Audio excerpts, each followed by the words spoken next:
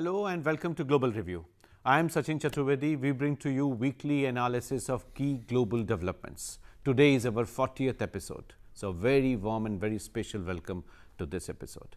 We are going to discuss key developments of this week, and of course G20, where Prime Minister participated, was the key development of this.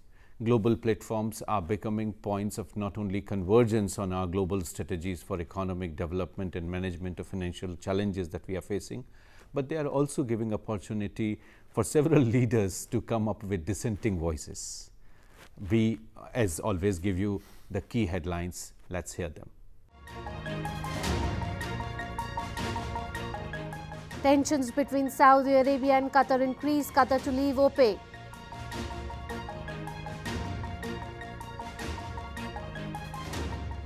US-China call a 90-day truce on the trade war and G20 world leaders to work on WTO. India-UAE sign currency swap agreement and MOU for development cooperation in Africa. Iran threatens to close Persian Gulf amid oil embargo. Russian-led FTZ may adopt single currency except US dollars. China-Argentina to have currency swap arrangement of more than $9 billion.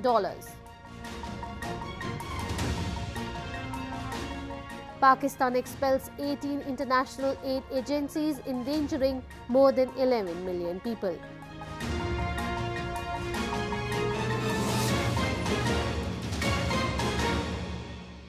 This week, we have picked up this important dimension of G20 in our segment Across the Globe.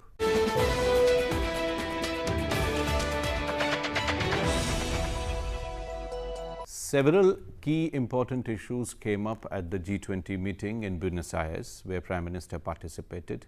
Let's have a look at this report.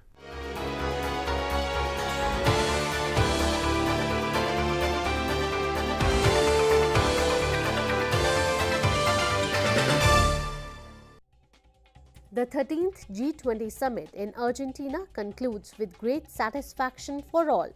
The G20 declaration reflects a balance in conflicting interests. PM Narendra Modi made his lead intervention in the first session of the summit, titled Putting People First. Prime Minister Modi stressed on issues related to women's empowerment, trade tensions and terrorism. India's flagship programs of Jan Dhan Yojana, Aadhaar, GST, Startups Initiative and Mudra Yojana were highlighted at the summit. PM Modi presented a 9-point proposing a financial action task force. The world leaders recognized the need for WTO reform as the WTO is falling short in meeting its objectives. On the sidelines, India, Russia and China held the second trilateral meeting for deepening engagement. Prime Minister Modi, with Japan's Prime Minister Shinzo Abe and US President Donald Trump, engaged on the strategic and economic need of the Indo-Pacific region and developed a new acronym, JAY, for Japan, America and India. Prime Minister Modi met with Saudi Prince Mohammed bin Salman bin Abdulaziz to discuss investment in infrastructure and agricultural engagements. Prime Minister Modi held meetings with counterparts from Spain, France, Netherlands, South Africa, Germany and Jamaica and the President of the European Union. In a post-G20 meeting, US and China came to a mutual agreement to halt new trade tariffs for a period of 90 days. The United States will not be increasing tariffs on $200 billion worth of Chinese goods, and the two sides have agreed to open their markets. The 2019 14th G20 summit will be held in Japan, followed by the 15th summit in Saudi Arabia in 2020. India will host the G20 summit in 2022. To discuss these key issues, we have joined in studio by three very important commentators who are leading their own areas of specialization. We are joined in here by Professor Swaran Singh from Jawaharlal Nehru University. We are also joined in by a key scholar from Tsinghua University, Professor Chao Xie, and also Rajat Kathuria, who is CEO of ICRIER. Professor Swaran Singh, let me start with you. What kind of convergence and divergence that became so evident at G20 What is your take? Obviously, there have always been fault lines in all multilateral forums that have existed so far. What was special about G20 this time was that Donald Trump, who is president of the largest economy, had difficult equations with several other leaders. And that in that sense created certain space for maneuvering to the group of developing countries led by President Xi Jinping and Prime Minister Modi. So I think that the disjunction was little more visible this time, both at bilateral level, but also in terms of multiple, shall we say, factions in such multilateral forums.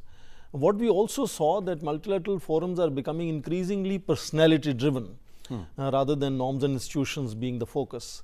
And I think that made it very clear that given the contentions in various personalities equations, the focus remained largely, shall we say, academic in terms of looking at future of work, infrastructure for development, food security in future. That's right. That instead of focusing on how we have kind of reached a junction after finishing 10 years, where the original focus of revitalizing the growth rate and overcoming recession has been achieved. And what could be the specific focus for, let's say, next 10 years?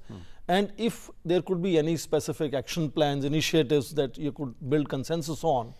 And these disjunctions this time, I think, made it apparent that the focus remained largely long-term and academic. And I think that no specific initiatives were kind of easy to achieve this time. Dr. Xie, how you look at role of China as we saw in the summit?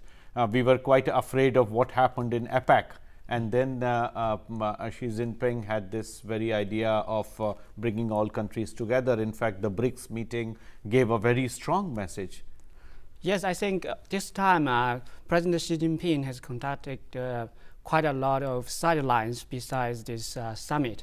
First of all, it met with the Japanese Prime Minister Abe, and both sides has picked up their rapprochement, and also they have agreed to expedite their negotiation on this RCEP, and also the need to deepen their cooperation on negotiating China, Japan, South Korea free trade agreement. So this is a very big thing. And also President Xi Jinping has a very meaningful discussion with your Prime Minister Modi, on which they have agreed that there is a kind of visible improvement of bilateral relationship since 2017 when our the Wuhan summit. Yes, and right. Actually I was very interested in about one of the rhetorics or say statements by your Prime Minister Modi, which he said after Wuhan summit we actually met twice of review meetings, which means he really thinks highly about their accomplishment and the understanding they have achieved during this Wuhan summit. So I'm really look forward to see more positive interactions between the two largest developing countries after this G20. Dr. Rajat Kathuria, how is your take on key developments in Buenos Aires? So I think what has become clear in the G20 is that there is a time now to assess the key successes of G20 and also look at the future. Yep. There has been, as you know, an eminent persons group that was constituted, and they have actually they have submitted their report, and now it remains to be seen we will take up that little later. The G20 is going to look at that report. But one of the key things that emerges now for the G20 is that in a regime or in an environment of increasingly contention and tension, how does the G20 play its role and how does it become more collaborative?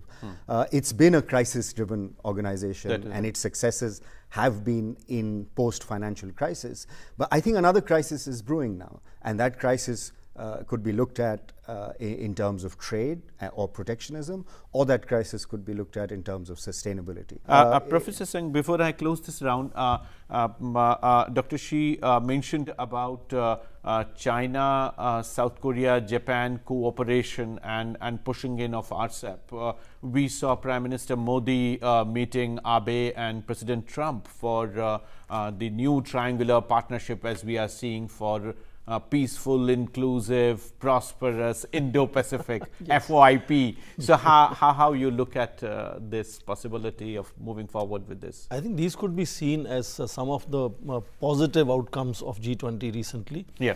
That there were several triangles actually, to begin with the US, Mexico, Canada agreement being signed post NAFTA, and the first triangle, then of course meeting of US, Japan, India, and then Russia, China, India, and China, Japan, Korea. These are triangular meetings which are also like bilateral meetings, a occasion to sort of brainstorm each other on several issues that could be within the triangle, but also to build a consensus to push their agenda together at the larger summit level discussions. But how you see India positioning itself in several of these triangles? I think and how we are maneuvering that? India was perhaps positively placed this time, because given the fact that the presence of Mohammed bin Salman was fairly discomforting to many leaders.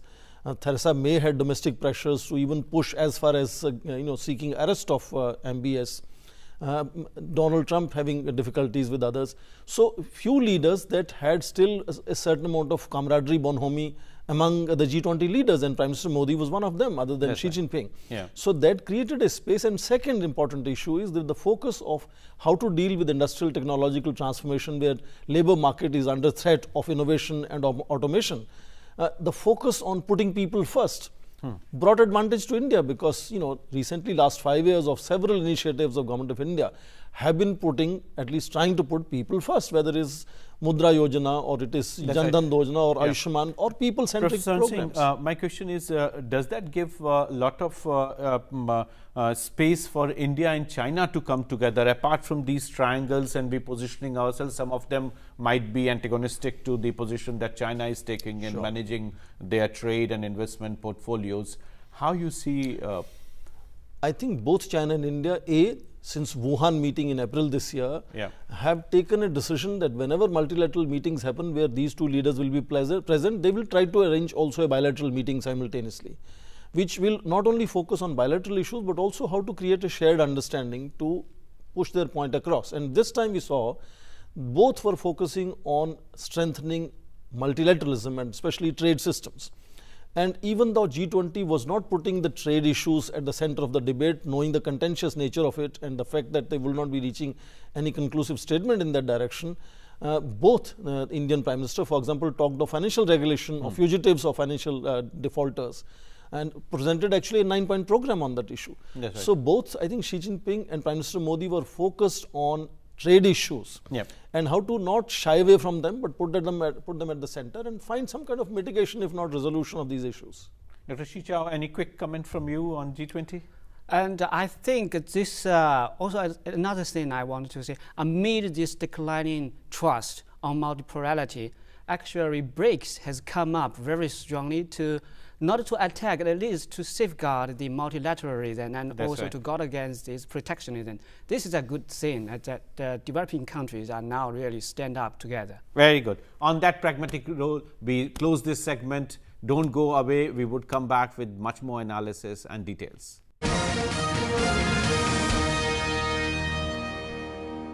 Welcome back. In this segment of our program, we pick up detailed analysis of one theme that you don't see in your newspaper columns.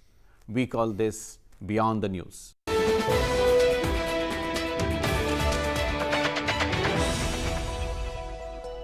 In Future of Work, we are focusing detailed analysis of how different components and technologies and key global developments are influencing this very theme that was picked up at G20.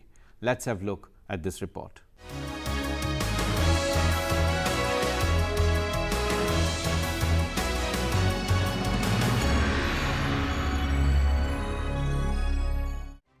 The future of work is a key theme for the year 2018-19, featuring in the G20 and World Economic Forum as well as in reports by the World Bank, McKinsey and Deloitte. The theme underscores the changing nature of work with the advancements in technology, primarily in the field of artificial intelligence. Technological growth, increase in digital platforms and changing contours of traditional production patterns is affecting the skills needed by employers. The focus of governments, and as highlighted by Prime Minister Modi at the G20, is to increase human capital through skill and capacity building and poverty reduction schemes. The World Economic Forum noted that as technology develops at an accelerated pace, cognitive abilities and tasks that were once thought to be reserved for humans are increasingly being carried out by machines, causing growing concern about the impact on jobs and the subsequent risk for government, business and people. In addition, globalization, changing demographics, climate change and geopolitics are already impacting the nature of work. World Bank report titled Changing Nature of Work asserts that innovation will continue to increase, but developing countries will need to take rapid action to ensure their economies remain competitive. There is a need to invest in people, especially in the health and education sectors, which are the building blocks of human capital. This will allow countries to harness the benefits of technology and overcome disruptions. Emerging economies are in the middle of a technological shift that is bringing change to the nature of work. Investment in human capital is a no-regrets policy that prepares people for the challenges ahead. As the report showed, the advantages of preparing ourselves for future in terms of what kind of job market would be there, what kind of preparedness at the institutional level is required, at the government level is required, and how our academic institutions should be geared towards that. To discuss all these issues, we have Professor Rajat Kathuria with us, who has written extensively and has commented on at various global platforms on how developing countries and India in particular should address this. Rajat. Hi. You know, the future of work is such an important topic today. I mean, the World Bank, the ADB and OECD, among so many other institutions, have made it a flagship topic for their reports, and all of them have published in the recent past reports on this issue. It has so many dimensions. It has different for developing countries and different for developed countries. But for countries like India, where at one level, you know, there was a scare at one time, you know, a couple of years ago, when somebody made a comment that we are going to lose 69 to 70% of our jobs to automation and to artificial intelligence and 3D printing, and 69 to 70% of our jobs will be lost. I think there's been some correction of that because we were looking at jobs as a whole that could be substituted. But now I think the research and also the policy makers are sort of comforted by the fact that it's not the jobs that would be lost in toto,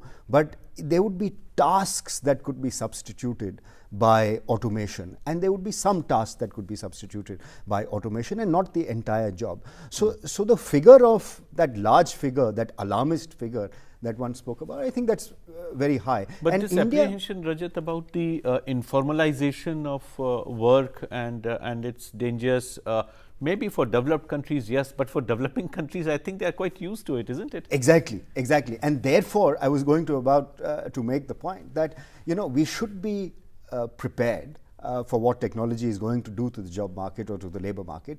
But I don't think we need to be unnecessarily alarmist, because for a labor abundant country like India, our wage advantage will still remain. And in any case, 90% of our jobs were in the informal market, in the informal sector. And what this new press towards you know, automation is going to do, it's going to make some of those jobs come into formal sector or in the formal segment. But I think to a large extent, informalization of the formal sector could also happen. So we'll see dual pressures in India. There will be a push towards formalization, as because we see that GST has come in, and we saw that, you know, more of non-cash transactions will make formalization happen, but then the pressure of automation and the pressure of artificial intelligence will disrupt this process, and there will be a further degree of informalization. But I would like to say that we don't need to be excessively alarmist in India. But that has we have a demographic profile. That's right. I don't call it a demographic dividend yet, because a dividend we'll need to capture. Will come later. But I think that our job market is fairly resilient, and I don't think we should fear loss of job. Although it's no comfort to a person who's being replaced by, whose job is being or task is being replaced by automation, no comfort to tell him or her that, you know, technological revolutions in the past have always expanded the size of the pie. They create new jobs where no jobs existed, and that's going to happen. But of course, for that we'll need to prepare, prepare our job market, prepare our skills, etc. So we can leverage that. But I think I would stay away, and I would, you know, also advise caution in terms of being alarmist that we are going to lose so many jobs. Dr. Chao, how you see what kind of apprehensions, and as Rajat very rightly said, some media reports are really creating fear among people as to what the future would look like. Yes, I tend to agree what the professor has just mentioned, because in China we have this express and delivery industry in which we can see many of the work actually pick up this and classify these packages as done by machines and by AIs.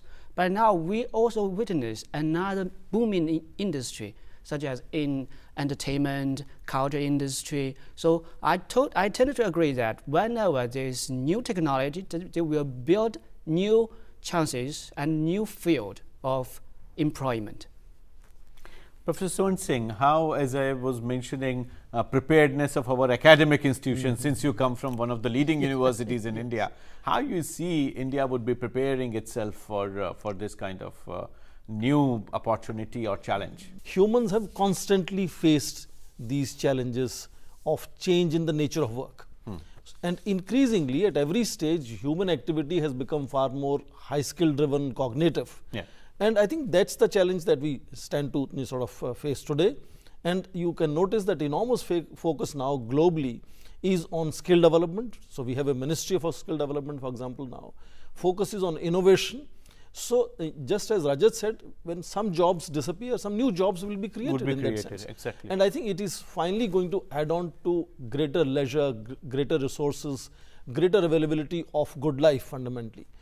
Except that each of us then will have to prepare for future little better in terms of skill development, in terms of understanding in what direction future economy is going. But it's going to possibly, you know, also a challenge which humans will overcome, and we'll have much better life in future, hopefully. Though all the challenges will also continue, because all innovations can be used and misused at the same time.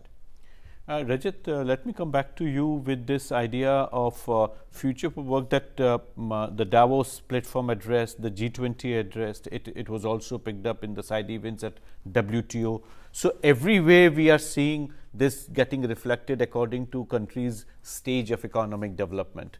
How you see technology really driving that? Is that disruption going to last very long? Would it take more time in stabilization? I think it will take time in stabilization, but the good thing about the imminent disruption is that it has brought countries together, and it has brought countries together to find hopefully common solutions to this problem that is going to affect them, if already not affecting them. So collaboration is the way out, and in future of work, I think, you know, one of the things that we have often spoken about, and your institution also writes about this, is that different countries are at different points of their demographic profiles. That's right. I mean, there are certain countries that are aging, and there are certain countries like India which are seeing a boom in the working age population. And I think it is incumbent on a country or a world which is trying to find collaborative solutions, to also look at collaboration solutions in terms of job markets or labor markets. And I think this is something that... So digitization of economy is a good step forward in terms of preparing ourselves for this new future. Exactly, exactly. And also, I also mean that we should also look at labor as increasingly sort of cross-border flows that need to be encouraged. So in certain countries that are facing a decline in their demographic profile, and certain countries like India that are seeing a boom, I think we can collaborate with countries like with Japan, South Korea, and countries in Europe to ensure that, you know, if there is a demand, it can be met by wherever. And digitization, of course, is one way to do it. Absolutely. And there are other ways. You can have, greater migration. So how Digital India should move forward and how it captures the imagination and also prepare the country for the future. Exactly. Time here for us to bring in Book of the Week.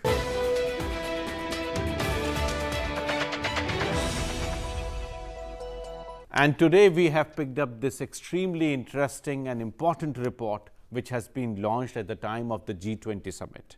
The report focuses on making the global financial system work for all. Prepared by some key experts led by the Deputy Prime Minister of Singapore, the report talks about how we can bring in financial stabilization, the point that we raised in our discussion on G20, which was the original mandate of G20. But as we see, the financial system is important and its stability is key not only for finance itself, but also for trade, for investment, and more trade financing and related dependence of the developing countries is key in terms of how we manage our multilateral financial system, our regional development banks, and how their recapitalization happens. So some of those important issues and the role of the Bretton Woods, the role of IMF in providing the additional liquidity that the markets require. Rajat, what is your take on this report? I think the greatest contribution that this report will make, of course, is the fact that it will get discussed in the G20 and it will be discussed in the forum. But it has brought to light a very key issue, which is how do you achieve greater collaboration or cooperation in an era where countries are pursuing unilateral policies, whether it is climate change, whether it is trade, whether it is finance. I mean, you see a rise of unilateralism among the G20 countries. And I think this is something that the report warns against, it cautions against, and it provides a framework in which we can bring about cooperation. One of the key things that it mentions is that you don't need to reinvent the system. The system already exists. As you said, the Bretton Woods is already there. But we need to strengthen that system to recognize the fact that it's not going to be a unipolar world anymore. Gone are the days of hegemony of one country. It's a multipolar world, and in a multipolar world you would need collaboration and you need cooperation. And I think the G20 has a significant role to play, although it is not a treaty-based organization. But I think G20 has a crucial role to play because this is one of the few forums in the world where I think leaders at the Prime Minister and President level meet every year. Where can you get an opportunity to where bring that the up. leaders of Swaran countries... Singh, how you see impact of such reports on global processes and discussions? Focus on things like regulation, on compliance, on best practices would be something of constant interest to them as they face the future. And I think this report would then trigger kind of some serious thinking on part of leaders as to how the financial system has to be geared such that it can deliver in future as well, just as it has done in the past. So innovation, digitization will happen, both positive and negative outcomes of those will happen. Those are not necessarily good, but we have to ensure that direction is given in such a fashion that they produce good results. Dr. Chao, one quick comment from you. I think the report itself represents a multilateral endeavor to stand up against the increasingly tide of protectionism and unilateralism. So I think this will be a huge potential for us to realize how we need to guard against these Excellent. crises. On that pragmatic role, we close our program today. You are seeing our Twitter handle on your screens. Do send us your comments and ideas. We would be back next week, same time. Till then, a very goodbye. Thank you.